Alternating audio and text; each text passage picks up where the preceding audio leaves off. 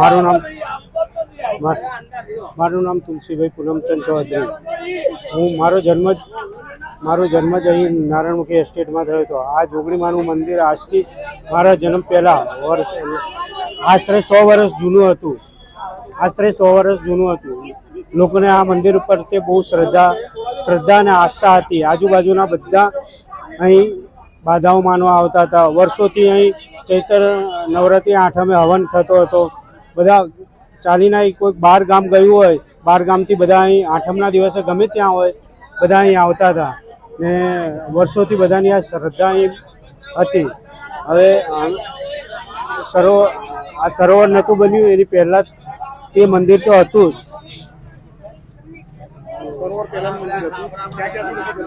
ક્યાંથી લોકો દર્શન કરવા માટે આવતા હતા.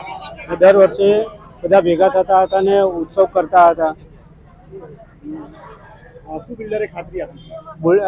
બિલ્ડરે મકાનો તોડ્યા એની પહેલા એને ખાતરી આપી હતી કે જોગણીમાનું ને આ મંદિર તૂટશે નહીં. એ પછી એમણે આ કાંડ કરી નાખ્યું ને દુઃખ બધાને આસ્થાઓને બહુ ઓલું થયું છે, ઠેસ પહોંચી છે. બધા અત્યારે આક્રોશમાં થઈ ગયા છે બધા પોતપોતાની રીતે. અને આ જે સાંભળવામાં આવ્યું બધા પોતાના કામ ધંધા છોડીને પાછા ઘરે આવ્યા છે. શ્રદ્ધા હતી, આસ્થા હતી, જે જગ્યાએ વર્ષોથી તમે પૂજા અર્ચના કરતા હતા એ નજર સામે મંદિર તોડવામાં આવ્યું. શું કારણ હતું અને કઈ રીતે મંદિર પાછું નવનિર્માણ પામ્યું છે? એમણે અમને 2 વર્ષ પહેલા પાણીની પરબ હતી અને મહાદેવનું મંદિર પણ જોડે હતું. એ રાતના અમારા જાણે પૂજા રાત તોડી નાખેલું છે અને આ મંદિર પણ આવી રીતે અજાણ્યા તોડ્યું છે અને એમને માફી માંગી છે. અનિલભાઈ મહેતા, ચિરાગભાઈ ગાંધી અને ચિરાગભાઈ પટેલ અને અનિશભાઈ ગાંધી અને પ્રકાશભાઈ કરીને છે ગોસ્વામી ના સેક્રેટરી છે. એમને માફી માંગી છે અને એમને લેખિત લખીને આપ્યું છે અમને કે આ મંદિર અમે 3 દિવસમાં બનાવી આપીશું. આ જોગણી માતાનું મંદિર હતું. અહીંથી ઈસનપુર, બેરમપુરા, દાલેડીમડા, મધ્યરક સોસાયટી સામે આ બધું કાંકરિયા બાજુથી આજુબાજુના 5 કિલોમીટર વિસ્તારના લોકો અને અમુક લોકો ચૈત્ર મહિના આઠમમાં બોમ્બેથી, સુરતથી, બરોડાથી બધા અહીંયા પગે પડવા આવતા હતા. એટલી બધી શ્રદ્ધા હતી. જોગણીમાનું મંદિર જ જોવે. અમારે વર્ષો જૂનું પુરાનું મંદિર હતું, એ મંદિર તોડી નાખ્યું છે. એટલે અમારે બીજું કશું જોતું નહીં. અમારે મંદિર જોગણીમાનું એક મહાદેવજીનું મંદિર, અમારે 2 મંદિરો જોવે બસ. અમારે બીજું કશું જોતું નહીં. આજુબાજુ બધું કેટલા રોડ પર નીકળવા વાળા બધા મંદિરે દર્શન કરતા હતા. ગાડીઓ ઉભી રાખીને બી દર્શન કરતા હતા. અહીંયા ગાડી કેટલા સમયથી આ મંદિર હતું અને કોના દ્વારા તોડી પાડવામાં આવ્યું? બિલ્ડર દ્વારા તોડી પાડવામાં આવ્યું છે. અને વર્ષો જૂનું મંદિર હતું અમારું. 100 વર્ષ હવન થતો હતો અને ભંડારા બધું થતું હતું અમારે અહીંયા ગાડી. કેટલા સભ્યો આપણે આ જે ભૂમિ ચાલી અથવા ફ્લેટ હતો એમાં અને કેવી રીતે પૂજા અર્ચના કરવામાં આવતી?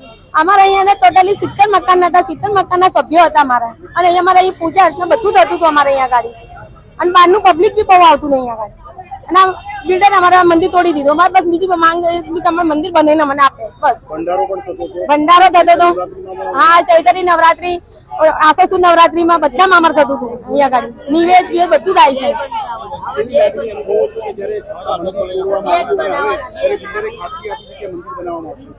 આગળ તો દુભાઈ છે, એટલી બધી દુભાઈ છે કે મનમાં આંસુ આવી, અમારા આંખોમાં આંસુ આવી જાય. મંદિર તોડ્યું એટલા મારા ને બિલ્ડર દ્વારા તોડવામાં આવ્યું છે. બસ અમારે બીજું માંગ છે કે અમારું મંદિર બને બસ. આજના મંદિર અમારે બનીને આપે અમને બસ. બીજું કશું માંગ નહીં. હું છું ચેતના પ્રકાશ ફાલ્ગુડે. અમે અહીંયા આગળ પહેલા જૂની ચાલી હતી એમાં રહેતા હતા અને ત્યાંથી આ બિલ્ડરે ચાલી તોડીને અને અંદર ફ્લેટ બનાવી આપ્યા છે અને આગળ એમનું કોમર્શિયલ બનાવ્યું છે અને એની સામે મંદિર હતા. જોગણી માતાનું મંદિર છે, બહુ જૂનું, 100 વર્ષ જૂનું. અને એકદમ જ એમણે અચાનક આજે આવીને જેસીબી ફેરવીને મંદિર તોડી નાખ્યું છે અને કોઈને કઈ જાણ કરી નથી એ વસ્તુની.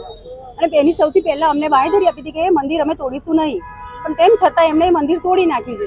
તો અમારે ખાલી હવે એટલી જ માંગણી છે કે અમને એ મંદિર પાછું ઊભું કરીને આપી દે બસ.